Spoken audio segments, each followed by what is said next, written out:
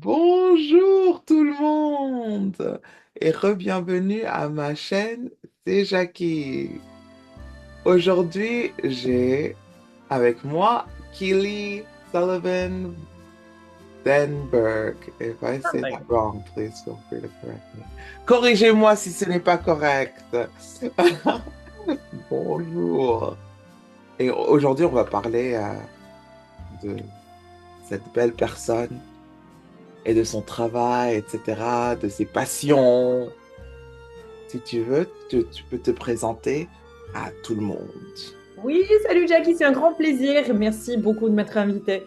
Moi, je suis Kili et comme tu as très bien dit, je suis pas francophone, c'est-à-dire le français, c'est ma deuxième langue. Et je suis actuellement journaliste pour les Français, justement. Je suis produceuse pour la chaîne internationale de la France qui s'appelle France 2. C'est-à-dire que je m'occupe de l'actualité américaine, canadienne et de l'Amérique centrale et du Sud.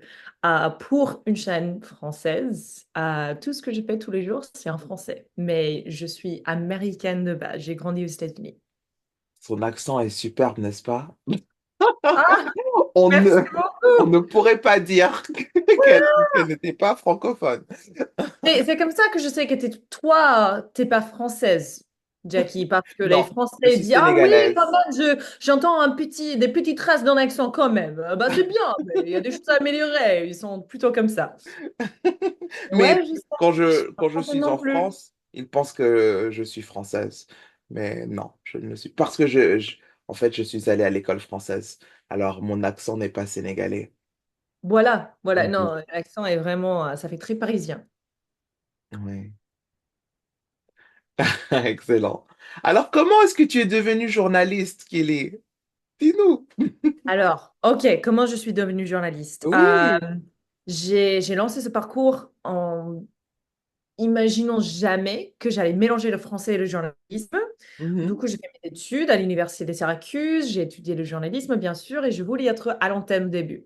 Après, je me suis rendu compte, trop difficile pour faire ça.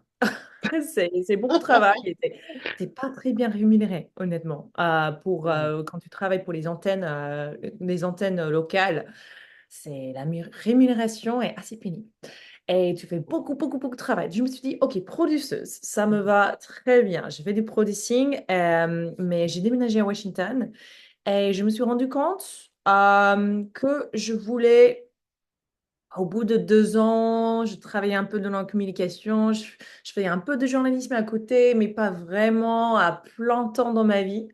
Je me suis rendu compte, je veux développer mes compétences et obtenir aussi un master, quelque chose de plus spécialisé. Je suis très intéressée par le politique.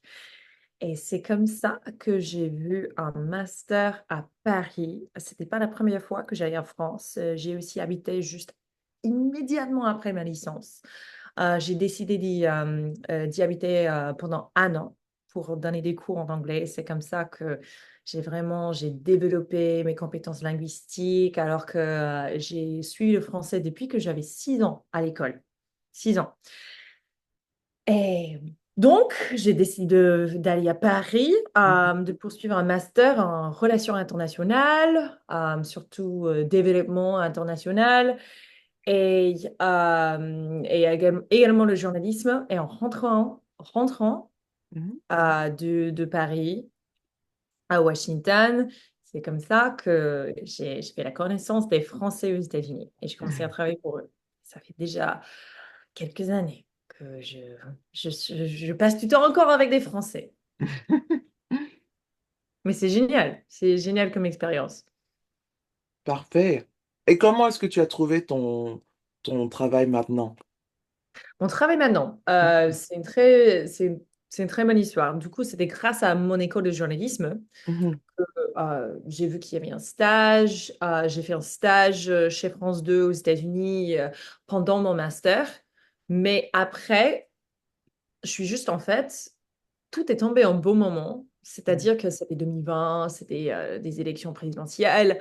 Et les Français avaient beaucoup besoin d'un coup de main Mhm. pour assurer tous les sujets qui tombaient sur les élections. Les Français sont extrêmement intéressés par ce qui se passe aux États-Unis, une vraie fascination.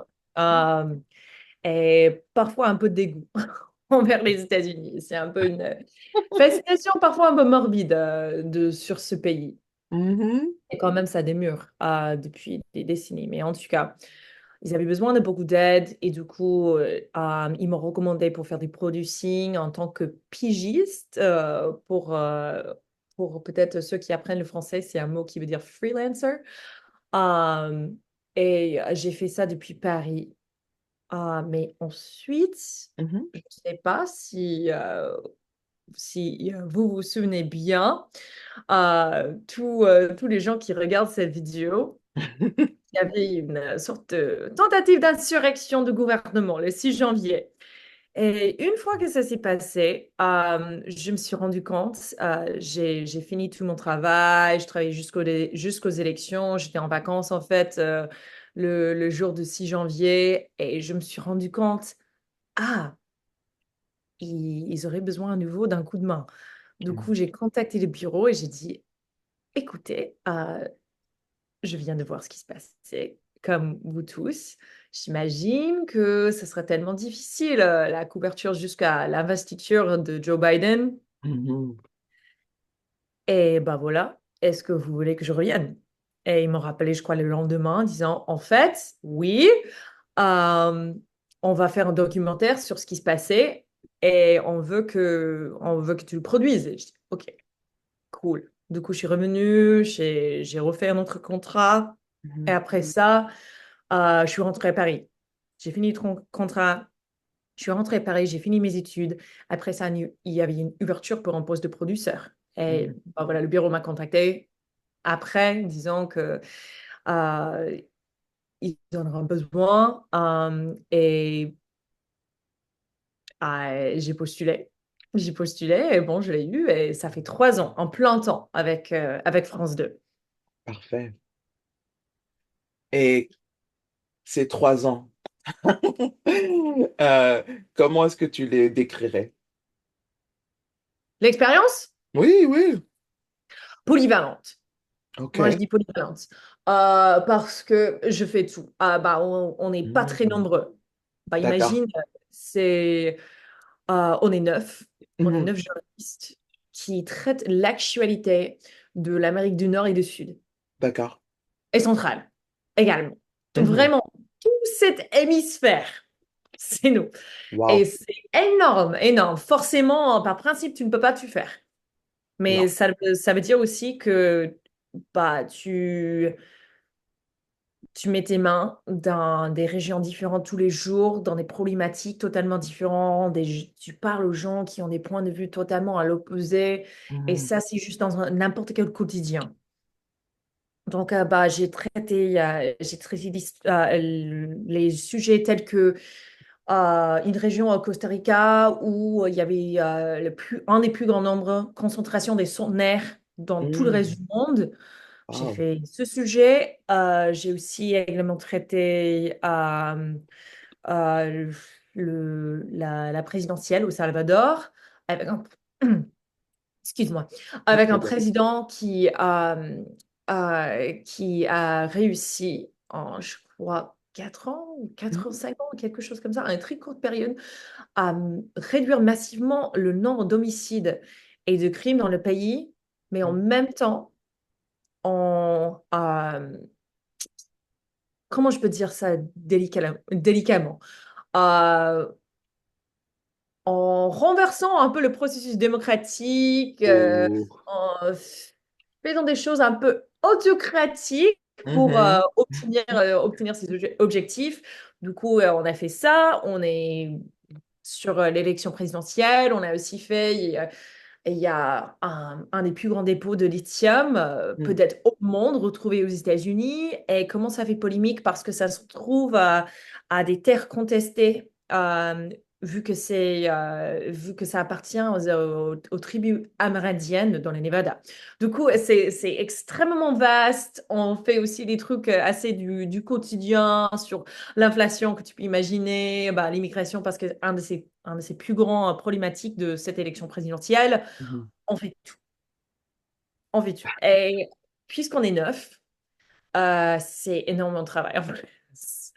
Tu fais tout, tu fais beaucoup de travail Mhm.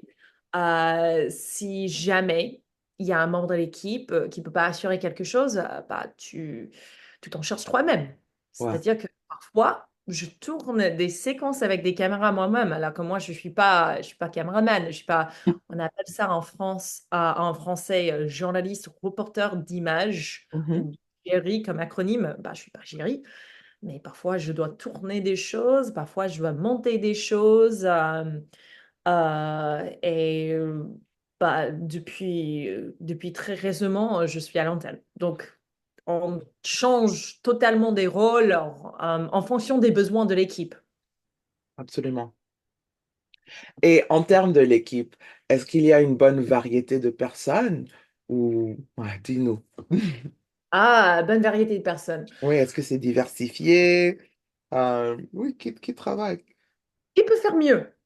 Oui, Je en trouve termes de qu'il peut faire quoi? mieux. En termes de sexe, en termes euh, d'ethnicité, quoi?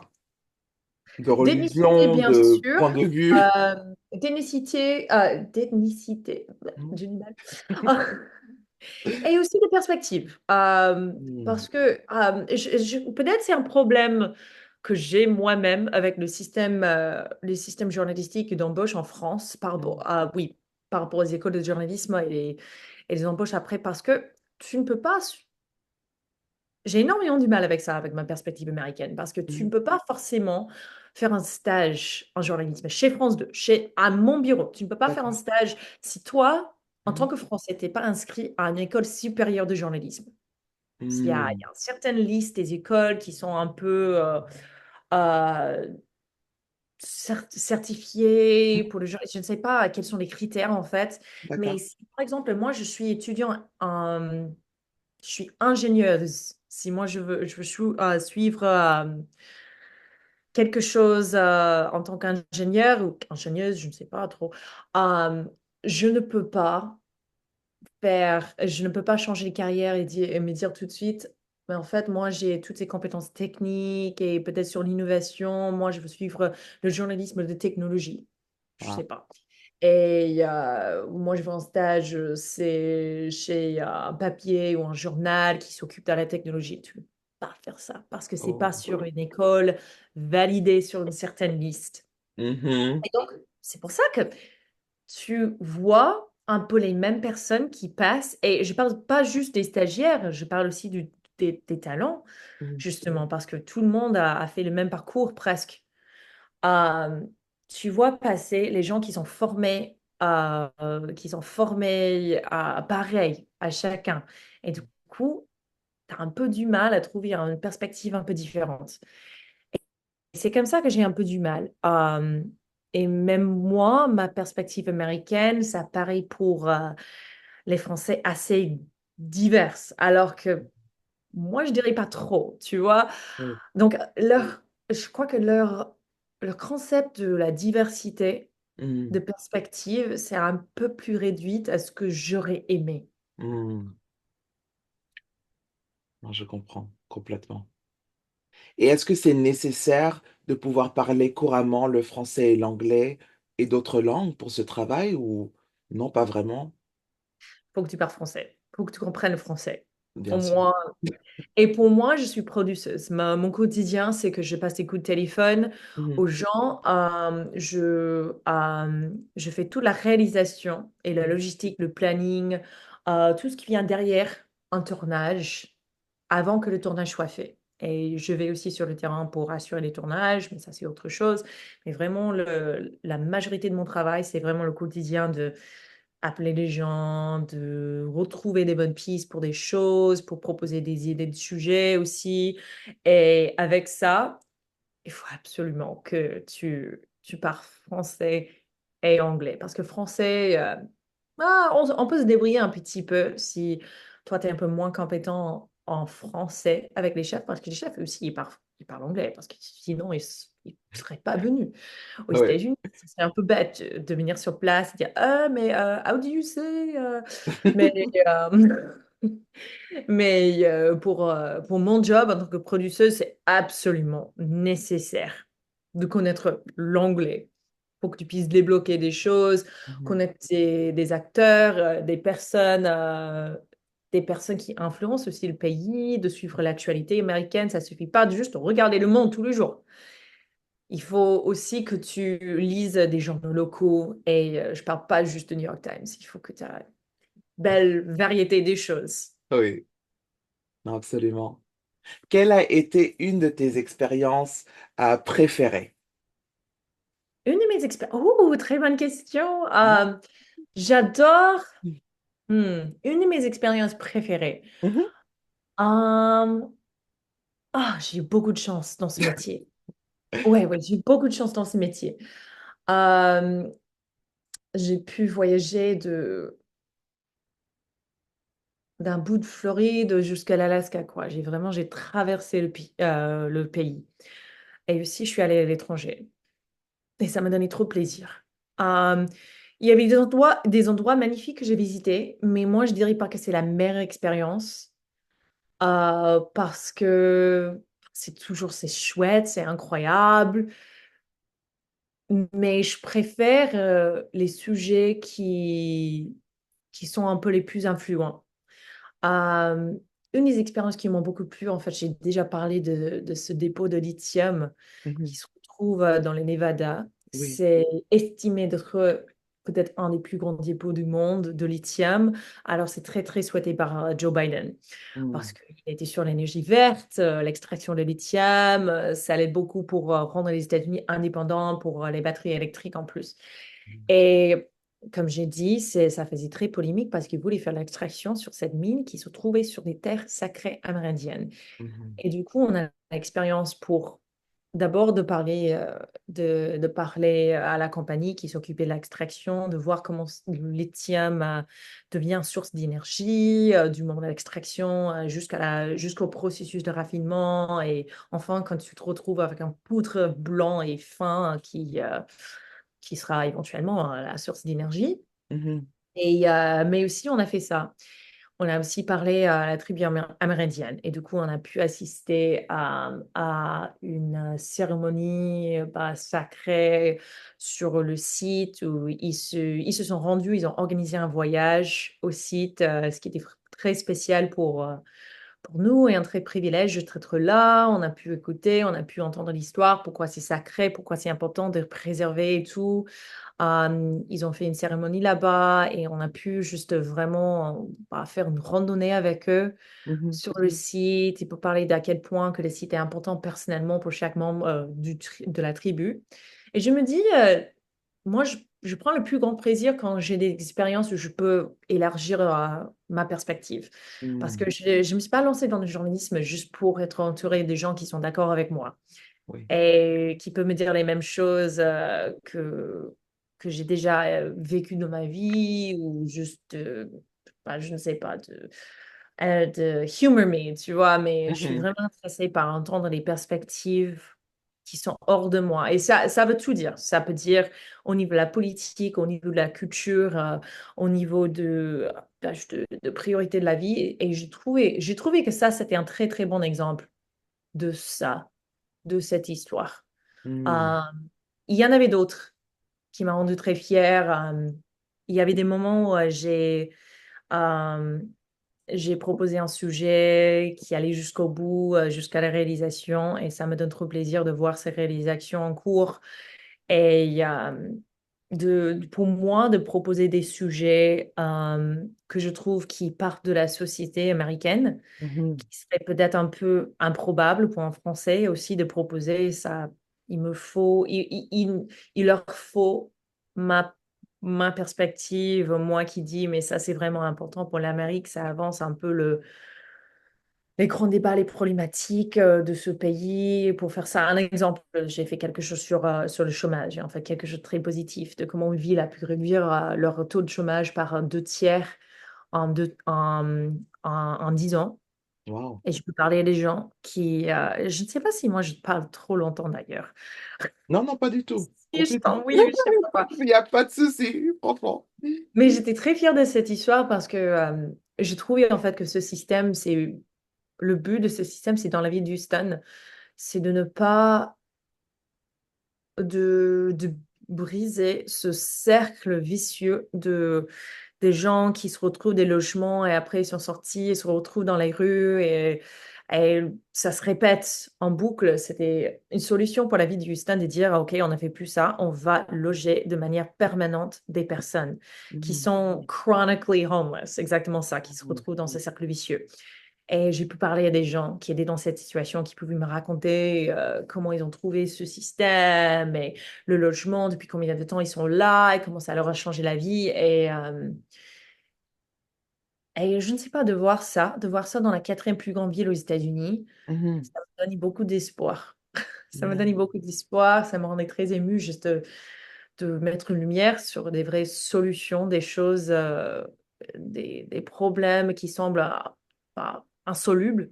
Oui. Et ouais, ouais, ouais. Ça m'a aussi, ça m'a donné énormément de plaisir. Il y a des énormes histoires comme ça. J'ai pu aussi pitcher quelque chose. Ok, le dernier exemple, parce qu'il Pas de y en a souci, pas de plusieurs. souci. Mais les deux, bah, ça, c'était vraiment des expériences sur le terrain que j'ai eues. Il y avait une autre interview qui était un peu moins extravagant au niveau des déplacements, de termes de séquences, des choses qu'on a pu arranger un peu sur place, sur le terrain. Mais j'ai fait l'argumentation pour faire une interview avec la journaliste Nicole Hannah-Jones du Mhm. projet il y a 1719. Et ça, c'était incroyable. Ça, c'était incroyable parce que pour moi, en tant qu'Américaine, moi, je la connaissais très bien. J'avais son livre, je l'ai vu déjà parler. Il y a sur la censure et sur Paul la riposte contre ce qu'elle proposait, sur l'histoire et son travail très bien recherché. Et donc, moi, je la connaissais, mais les Français pas trop. Et du coup, pour Black History Month, je me suis dit, il faut absolument qu'on parle à cette femme. D'accord. Et ça m'a pris un an. Ça m'a pris vraiment un an Wow. pour éventuellement caler une interview avec elle. Ça a Mhm. juste beaucoup de persistance, que de relance et tout, de trouver le bon contact. Mhm. Euh, il y avait une fois où je l'ai approchée à un book signing. Et j'ai été, Hello, je suis journaliste.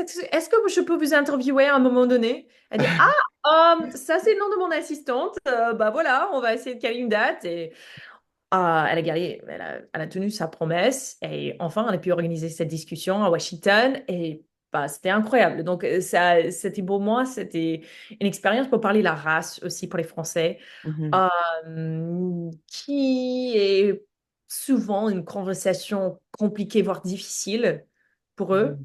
Oui. Euh, Surtout, elle a pu aussi, elle a pu aussi s'exprimer sur les questions de race en France, que j'ai trouvé très, très impressionnant. Mhm. Et parfois, c'est très touchy pour les Français d'en parler. Donc, ça m'a donné beaucoup de plaisir à aborder un peu ces questions devant un public francophone et aussi de mettre une lumière sur ce qui se passe aux États-Unis et l'histoire un peu méconnue aussi du racisme, de l'esclavage, des problèmes de race qui persistent dans ce pays qu'on n'aurait pas pu faire Mhm. autrement, tout simplement. Oui, absolument. Mhm. Intéressant. Et quelle a été une de tes expériences les plus dangereuses? Oui. Pourquoi je te dis, Jackie? Parce que j'ai parlé à des collégiens. À un Mhm. moment donné, il y avait une pote qui est prof et elle voulait que je leur parle de Mhm. mes expériences et tout. Et c'était une des premières questions qu'ils m'ont demandé. Ah oui? Have you ever been in danger? I mean, it's a good question. C'est une très bonne question, franchement. Parce que comme tu dois voyager tellement dans des pays différents, etc., on se demande. Alors, quand est-ce que je me suis sentie en danger? Je crois que j'ai une réponse pour ça.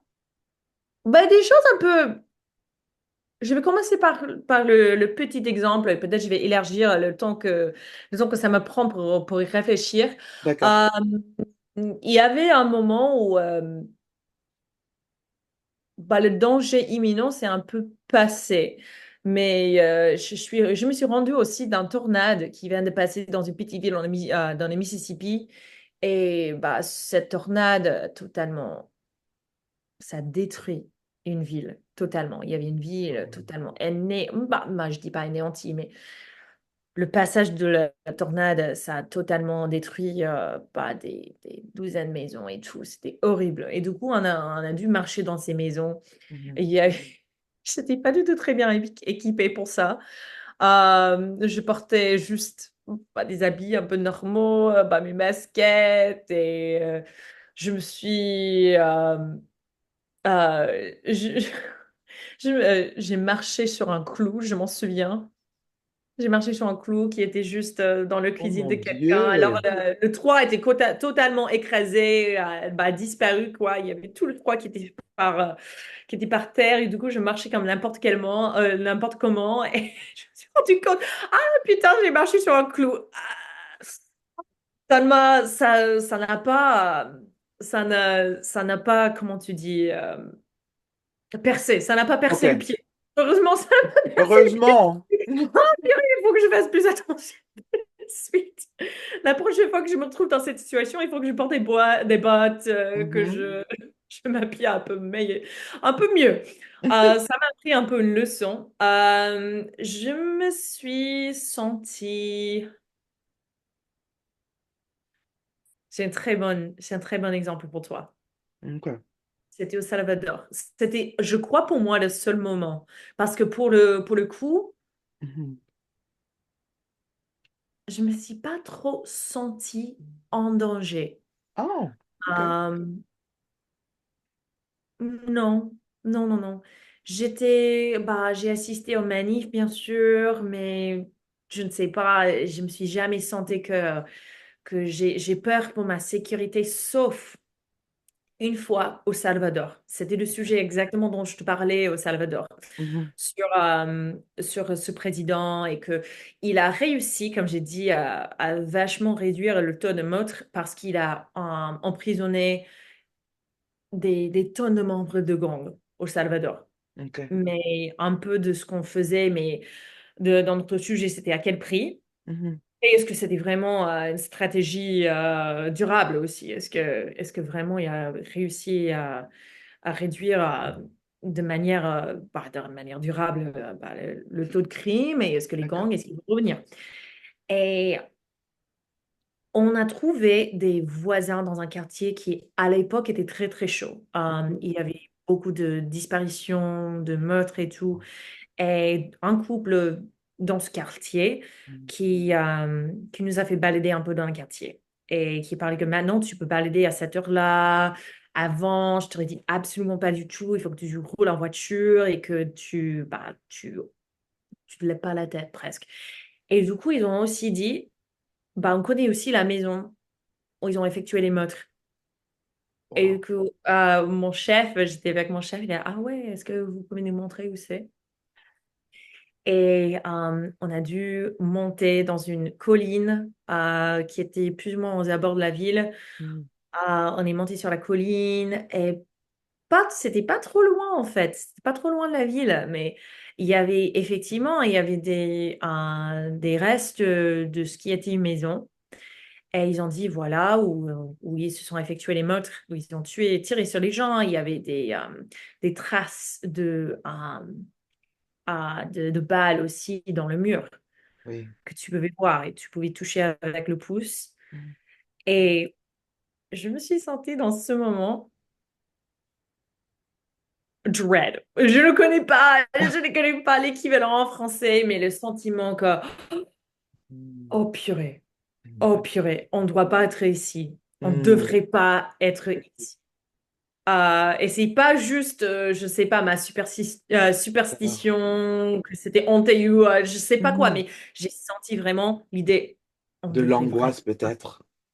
Oui, oui, de l'angoisse peut-être. Et ils ont aussi dit, ah oui, et on va vous montrer un peu plus loin le Ouais. puits. Ils ont laissé les corps. Et Oh. du coup, on est allé, on a filmé le puits et j'ai fait, mais moi, j'ai vraiment pas envie d'être ici. Tous mes réflexes me disaient, bah, casse-toi, casse-toi, Je peux get imaginer. out there, Oh mon get Dieu. out there. Et effectivement, on descendait Mhm. et on est monté dans la voiture, on a dit au revoir. Et notre fixeur il nous a dit, mais est-ce que vous avez vu passer cette femme? Et je dis, mais de quoi vous parlez? Il a dit, il y avait une femme qui est passée nous voir 3, 4, 5 fois Oh mon Dieu. dans des orientations un peu différentes. Parfois, elle était toute seule, parfois, elle tenait quelque chose. J'ai pas du tout remarqué, j'ai pas du tout capté. Mon Dieu. Parfois avec un gamin, parfois avec quelqu'un d'autre. Et juste quelqu'un qui faisait des tours comme ça dans la rue. Il a dit, elle Ah. nous a observés. J'ai fait, parce qu'effectivement, le couple nous a dit, bah, après nous avoir montré tout cela, que Mhm. les gangs, ils commencent à revenir, qu'ils n'ont jamais perdu, bah, ils ont perdu l'audacité pour Ah. effectuer des crimes en plein jour, quoi, mais ils ont jamais perdu la présence dans cette ville et ils ont toujours des, bah, je dis pas espions parce que ça fait un peu dramatique à dire, mais des personnes qui font nos repères, Mhm. qui les tenir au courant de ce qui se passe. Et je me suis dit, toutes ces personnes qui montent dans les montagnes, vous regardez leur maison de meurtre, c'est pas un bon look. Aïe, Et aïe, c'était aïe. comme ça que je me suis vraiment sentie, ah, c'est chaud, c'est chaud. Et on s'est barré après. Et j'ai pas très envie de revenir. Non, je comprends complètement. Complètement. Ok, ma dernière question pour toi, Kelly, c'est comment est le salaire? Tu travailles pour la télé publique. Ah! La rémunération, Ah!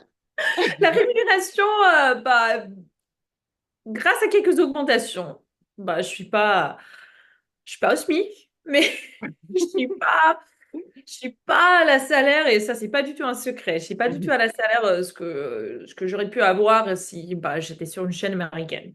Ok. Par contre, ici, je peux faire beaucoup plus de choses. Il y a beaucoup plus de variété sur la couverture. Hmm. Et ouais, bah, je crois que j'ai bien expliqué à quel point que c'est dynamique Hmm. euh, chez les Français. Mais ça, c'est vraiment quelque chose de très important. Mais je travaille pour la télé publique. Et aussi, je ne sais pas si votre audience, ton audience, je ne sais pas pourquoi j'étais vous voyez, Pas de va le souci. savoir. Va le savoir, mais en France, les salaires, normalement, c'est beaucoup plus basse. Parce que tu profites de beaucoup plus de bénéfices de la société. Normalement, le prix de la vie est beaucoup moins. Alors que bah, tu trouves que tout à Paris ou même ailleurs en France coûte globalement moins cher. Si tu Mhm. prends exactement l'équivalent, bah, une comparaison des prix. Net, Mhm. brut, tu vois que ça coûte beaucoup moins parce que normalement tu payes un peu plus d'impôts et aussi des bénéfices et beaucoup plus de bénéfices dans la société, Mhm. socialisme. Et ben voilà, c'est pour ça que la RH aussi a du mal parfois à justifier pourquoi tu te plains alors tu es autant payé Mhm. que ça devrait aller, n'est-ce pas? Mais on est à Washington, on n'est pas à Paris. Ah non, mais ouais, bah, plus que 2000 par mois, quoi, et pas juste pas 1200 pour bah, deux chambres à Paris ou quelque chose, tu vois. Mais Ouais. pour le salaire, je, je vis, je vis, D'accord. je vis. Mais pour tout le travail de ce que je fais, j'aurais aimé un peu plus de fric, quoi. Non, je comprends. Ah, je comprends. Très bien. Ben, merci tellement, Kili. C'était vraiment un honneur de t'avoir sur ma chaîne, euh, avec ces histoires super fascinantes. Je sais que je voudrais avoir beaucoup plus de conversations et te poser beaucoup plus de questions, mais on fera d'autres vidéos de toute manière. C'est Ouais, sûr. écoute, je suis là. Je suis là, absolument avec plaisir. C'était un très grand plaisir de parler. Pour ceux qui sont restés jusqu'à la fin, bravo. Vous avez survécu à mon monologue. Non, ce n'était pas un monologue. Pas du tout. Mais on se verra la prochaine fois. Merci tout le monde. À la prochaine! Ciao!